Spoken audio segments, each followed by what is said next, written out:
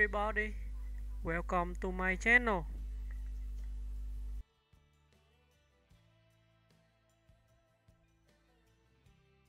Molly Ringwald, the quiet icon who defined a generation. Few actors have managed to shape the cultural vocabulary of adolescence the way Molly Ringwald did. Rising to fame in the 1980s, she became the unofficial face of teenage complexity: earnest, awkward, sharp-witted, vulnerable, and quietly rebellious. Her characters weren't impossibly cool. They felt real, which is exactly why they stuck. The Brat Pack's most resonant voice, Ringwald's meteoric rise, came through her collaborations with writer and director John Hughes. Films like 16 Candles, The Breakfast Club, and Pretty in Pink didn't just dominate the box office, they became emotional landmarks for millions of viewers trying to make sense of their own teenage years. Ringwald's performances brought nuance to characters who could have easily been clichés. She played them with a mix of shyness and self-knowledge that made them feel timeless. Beyond the 80s label typecasting is the trap of early fame, but Ringwald took the long view. In the following decades, she moved fluidly between film, television, stage, and writing. She appeared in acclaimed Broadway productions, took on roles in indie films, and later reached a new generation through TV shows like The Secret Life of the American Teenager and Riverdale. Her career never calcified, it evolved. A thoughtful cultural critic in recent years, Ringwald has also become known for her essays and commentary. She's written about the films that made her famous with a reflective, sometimes critical eye, contributing to wider conversations about how culture depicts youth, gender, consent, and identity. Her perspective carries weight because she speaks as someone who lived inside the stories that shaped so many young viewers.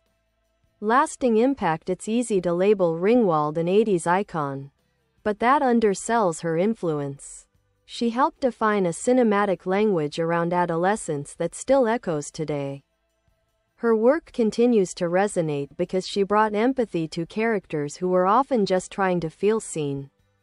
Decades later, audiences still find pieces of themselves in her performances. Molly Ringwald didn't just portray coming-of-age stories, she became a part of them.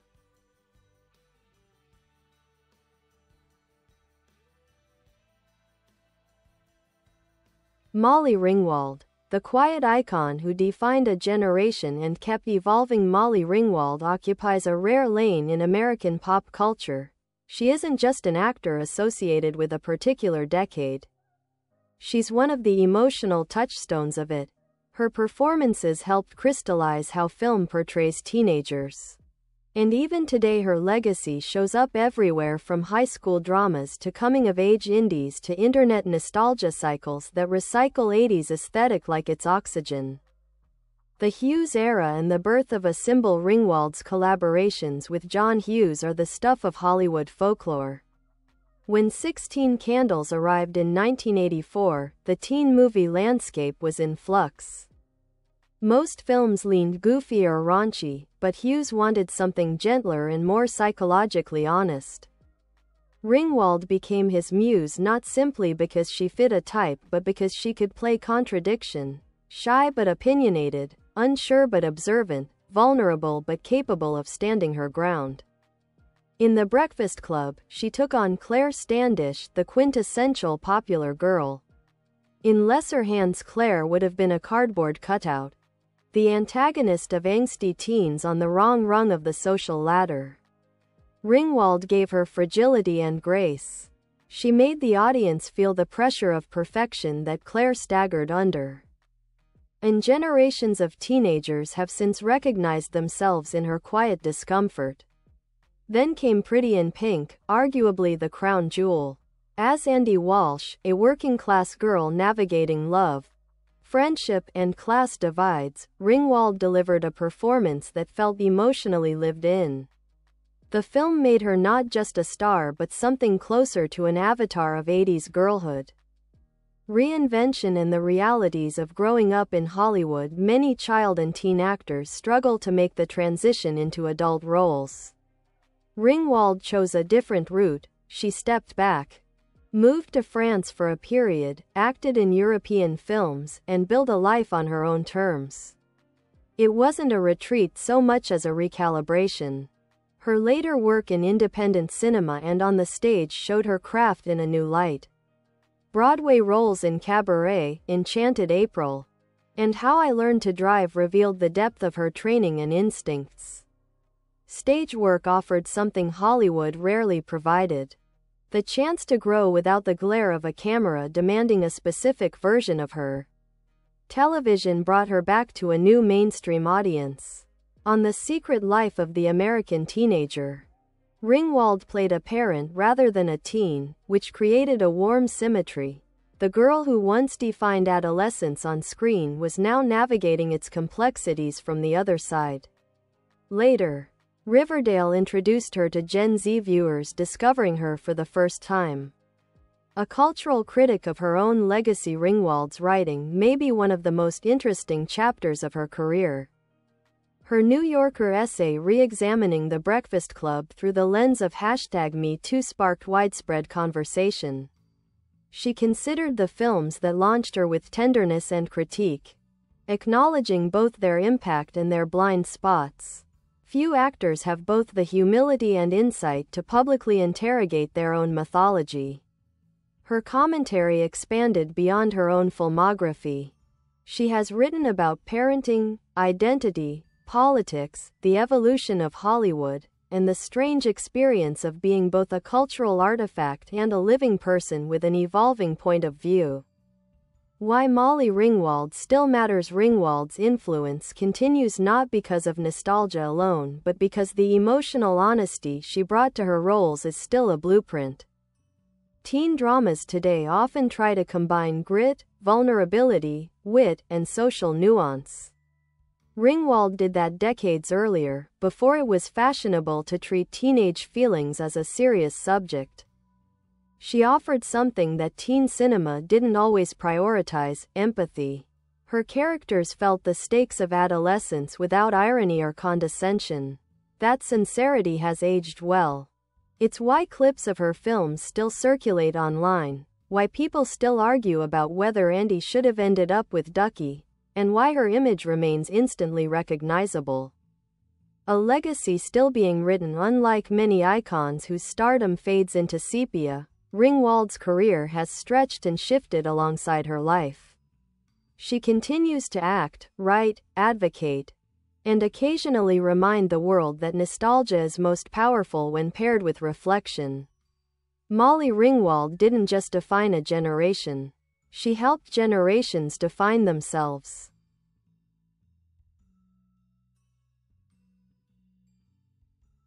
The enduring multiverse of Molly Ringwald. Actress, icon, critic, human. The deeper you look at Molly Ringwald's career, the more it becomes clear that her influence isn't just about the films she made but the cultural space she continues to occupy. She represents a constellation of ideas. The earnestness of 80s youth culture, the complexities of female adolescence, the pitfalls of early fame, the possibility of reinvention, and the long arc of self-reflection. Ringwald didn't chase the spotlight as much as she allowed her relationship to it to be complicated, real, and personal. The anatomy of an 80s icon. Ringwald's screen presence in the 1980s is almost shockingly modern. She didn't play teenagers as caricatures of teenhood. She played them like fully formed people who were still figuring out what they wanted. That distinction is why her films are still watchable today. While the aesthetics of the 80s have aged, the emotional interiority she brought to her roles hasn't. Her performances became the template for a certain kind of teen narrative. The girl who isn't the loudest person in the room but is quietly the most interesting. In an era that often rewarded female characters for being either glamorous or superficial, Ringwald carved out space for introspective girls who lived somewhere between vulnerability and resolve. The burden of being the face of adolescence. With popularity comes pressure. Ringwald has spoken candidly about the complicated experience of being cast as the voice of American teenage girls. The audience projected themselves onto her, and that projection can be heavy. She became a cultural shorthand for coming-of-age angst, which is flattering in theory and limiting in practice. Hollywood, at the time, didn't quite know what to do with a young actress who projected intelligence on screen. Roles for teen girls were plentiful. Roles for young women were often not. Rather than fight to maintain the image the industry expected, she stepped away, choosing a path less traveled.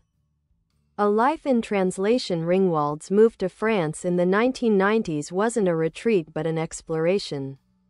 She embraced a different cinematic culture, one where she wasn't pigeonholed by previous fame. She learned the language, acted in European films, and built a life rooted in curiosity rather than the relentless churn of American celebrity. This period reshaped her both artistically and personally. It offered her freedom to experiment without being scrutinized as the girl from Pretty in Pink. French cinema's emphasis on character and psychology aligned naturally with her strengths. The slow, steady re-emergence. When Ringwald re-entered mainstream American entertainment, she didn't attempt to reclaim the past. She returned as an adult woman with lived experience. And her roles reflected that evolution. Television let her inhabit characters with more grounded emotional landscapes, mothers, professionals, people with a past and a point of view. Her casting in Riverdale was a stroke of meta-brilliance. The 1980s teen queen became the parent of a new generation of on-screen adolescents, forming a bridge between eras. To younger viewers, she wasn't Molly Ringwald the icon, she was Mary Andrews, a calm center in a melodramatic universe. For older viewers, it was a nod to the endurance of her legacy. The writer behind the image. Ringwald's essays are some of the most nuanced reflections on fame, adolescence, and Hollywood produced by an actor of her generation. She approaches her past work without defensiveness or nostalgia, examining it through the lens of shifting cultural values. Her willingness to critique the films that made her famous doesn't undermine her legacy, it expands it. She isn't a museum exhibit preserved in 80s pop culture amber. She's a participant in an ongoing cultural conversation about representation, gender, and artistic responsibility. There's a rare maturity in seeing your younger self with compassion and clarity. Why audiences still gravitate toward her. Ringwald taps into something essential about growing up, that feeling of being on the brink of a life you don't yet know how to live. The way she played that feeling resonates decades later, across generations who found their own reflections in her performances. Her work acknowledges that adolescence isn't just about first crushes and high school hierarchies. It's about identity, about social pressure, about wanting to be seen for who you actually are rather than who others think you should be. That's why her films keep resurfacing. That's why new generations in the TikTok age still gravitate toward her characters as if they were made yesterday. The legacy still taking shape.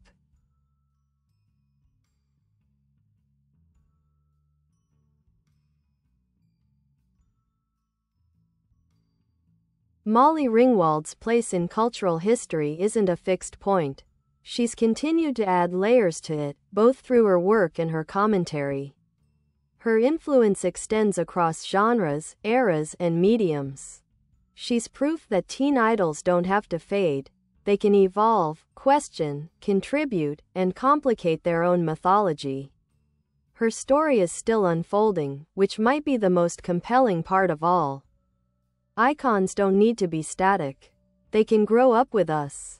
Molly Ringwald and the architecture of modern teen storytelling. To understand Molly Ringwald's influence, you have to look not only at the films she made but at the world they helped build.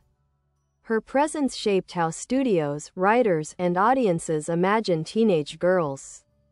Before her, Teen characters were often plot devices. After her, they became protagonists with interior lives worth exploring.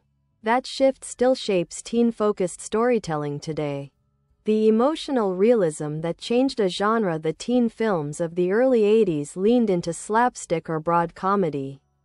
Hughes and Ringwald, working in sync, carved out a different lane. They told stories where heartbreak felt heavy, friendships were fragile, and small choices carried big emotional consequences. Ringwald had a knack for playing the quiet moment before a decision. The look that says more than the script. That subtle emotional presence made her performances feel modern long before authenticity became the buzzword of 21st century filmmaking. Current teen shows like Euphoria, Sex Education, My So-Called Life, and even nostalgic comedy hybrids like Never Have I Ever owe something to the path Ringwald helped carve. The idea that teenage emotions are serious and cinematic is now standard, but in her breakout years it was closer to revolutionary. The Brat Pack myth and the burden of labeling the Brat Pack label became both a cultural phenomenon and a media trap. It glued a talented group of young actors together in the public mind whether they liked it or not. Ringwald has always been somewhat adjacent to the Brat Pack mythology rather than immersed in it. She was central to the era but not a tabloid regular. Her energy was different. She came across thoughtful, internally driven, more artist than celebrity. This slight distance is part of what preserved her longevity. While some of her peers struggled to escape the gravity of the label, Ringwald maintained a kind of personal mystery. She wasn't everywhere. She was simply present in the roles she chose, then gone again until she had something new to say. Jazz singer, polyglot, multidisciplinary artist. One of the most surprising aspects of Ringwald's career is her parallel life as a jazz vocalist. She grew up in a musically inclined family and returned to those roots with a full jazz album that drew critical praise. Her musicality reveals another layer of her artistry. It also reflects a recurring theme in her life. She reinvents through addition, not erasure. She never abandons the past. She simply builds something new beside it. Her fluency in French, cultivated during her years in Europe, added to the sense that she wasn't boxed into American celebrity culture. It provided a way to step into roles and communities that weren't limited by Hollywood expectations. Gender, agency, and the survival of an icon. Ringwald's ongoing conversation with the themes in her films makes her one of the rare former teen stars who engages with her legacy responsibly. She recognizes the cultural value of Hughes films while also acknowledging the problematic elements embedded in 80s media. Her willingness to critique and contextualize her own work shows a sense of agency that wasn't always afforded to young women in Hollywood. This honesty is part of why her legacy feels alive.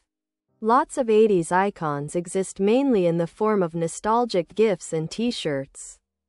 Ringwald exists as a person who thinks about the past, dialogues with it, and brings it into the present with clarity rather than denial. The multi-generational timeline of her influence. Ringwald has had unusual longevity because each generation finds something different in her work. Gen X saw her as a mirror. Millennials rediscovered her through cable reruns and early internet fandom. Gen Z found her through streaming, memes, and her role in Riverdale. Few actors manage to create that kind of multi-tiered rapport. She became not just a memory but a recurring point of connection between parents and kids. Her films are the kind that get passed down like beloved books. What her future might look like. Ringwald has reached a point where she could write a memoir, direct a film, produce an indie, or continue acting in projects that surprise audiences. Given her clarity and voice, it's easy to imagine her pivoting into roles behind the camera, shaping young actors the way earlier directors shaped her. Bye bye. Thanks for watching. Bye.